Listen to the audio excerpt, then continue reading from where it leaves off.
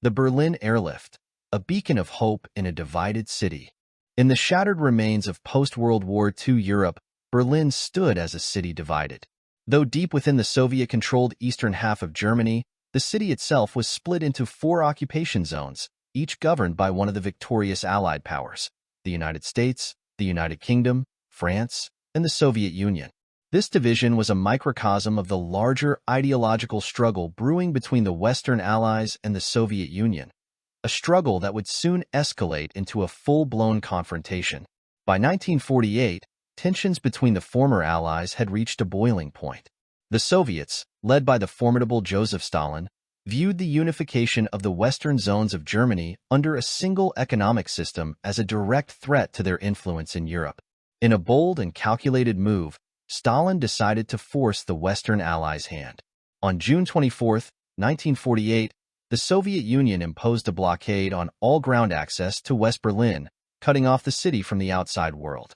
Roads, railways, and waterways were all severed, isolating the 2.5 million residents of West Berlin and leaving them without access to essential supplies. The Western Allies faced a stark choice: abandon West Berlin to the Soviets, or find a way to sustain the city despite the blockade. The latter option seemed almost impossible. West Berlin needed thousands of tons of food, fuel, and other essentials daily, supplies that could only be delivered by air.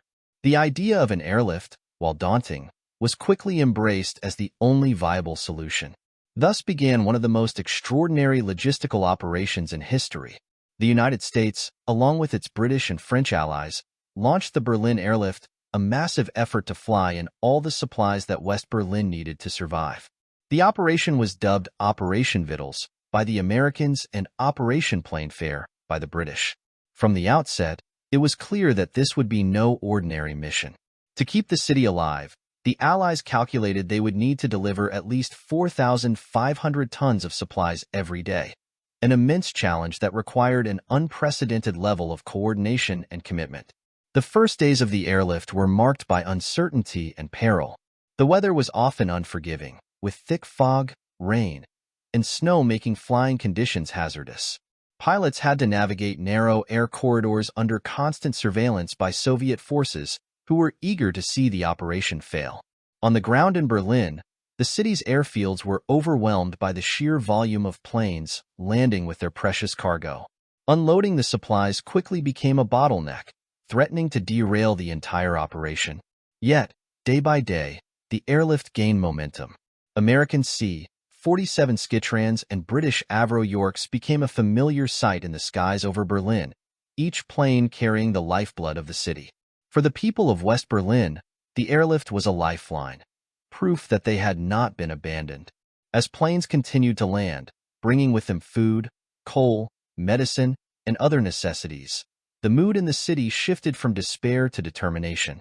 The airlift had become a symbol of hope, a testament to the resilience of a people who refused to be broken. The Western Allies, too, rose to the challenge with remarkable resolve. American, British, and French forces worked in unison, coordinating flights and sharing resources to keep the operation running smoothly. Pilots who had barely returned from the horrors of World War II found themselves once again on the front lines, flying mission after mission through treacherous conditions to deliver their cargo. Ground crews labored around the clock, often in freezing temperatures, to keep the planes flying. As the airlift continued, it became increasingly clear that the operation was not just sustainable, it was thriving. The Allies began to optimize their efforts, streamlining the loading and unloading processes and bringing in larger aircraft like the American C-54 Skymaster. By the fall of 1948, the airlift was delivering over 5,000 tons of supplies each day, far exceeding the original target. The people of West Berlin were not only surviving, they were defying the Soviet blockade with every plane that touched down. The turning point came in April 1949, when the Allies launched the Easter Parade, a dramatic demonstration of the airlift's capabilities. Over a 24-hour period, nearly 1,400 flights were made into Berlin, delivering almost 13,000 tons of supplies. The operation was a resounding success, sending a clear message to the Soviets. The airlift was here to stay. The Soviet blockade, which had been intended to force the Allies out of Berlin, was beginning to look like a failed gamble. Finally, on May 12, 1949, after nearly a year of relentless effort by the Western Allies and the people of Berlin, the Soviet Union lifted the blockade.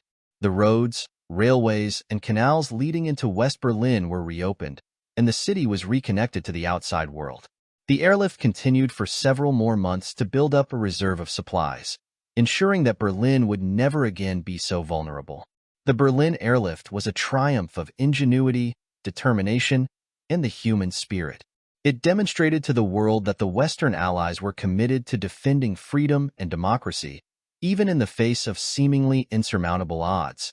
The operation solidified the bond between the United States, the United Kingdom, France, and the people of Berlin, setting the stage for the formation of NATO and the long struggle of the Cold War. But beyond the political and strategic significance, the Berlin Airlift was also a deeply human story.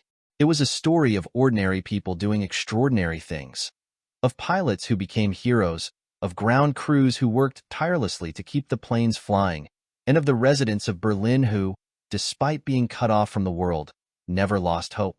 One of the most touching symbols of the airlift was the candy bombers, American pilots who, led by Gail Halvorsen, dropped small parachutes filled with candy to the children of Berlin. This simple act of kindness brought moments of joy to a city in need of hope and became an enduring symbol of the compassion and humanity that defined the airlift. The Berlin Airlift left a legacy that endures to this day. It was a powerful reminder that in the face of adversity, the strength of the human spirit can overcome even the most formidable challenges. The airlift showed that when people come together with a common purpose, they can achieve the impossible. And it stands as a testament to the unbreakable bond between those who seek to live in freedom and those who are willing to fight for it. The Berlin Airlift was not just a logistical triumph. It was a beacon of hope in a divided world, and its lessons continue to resonate in the ongoing struggle for peace and justice across the globe.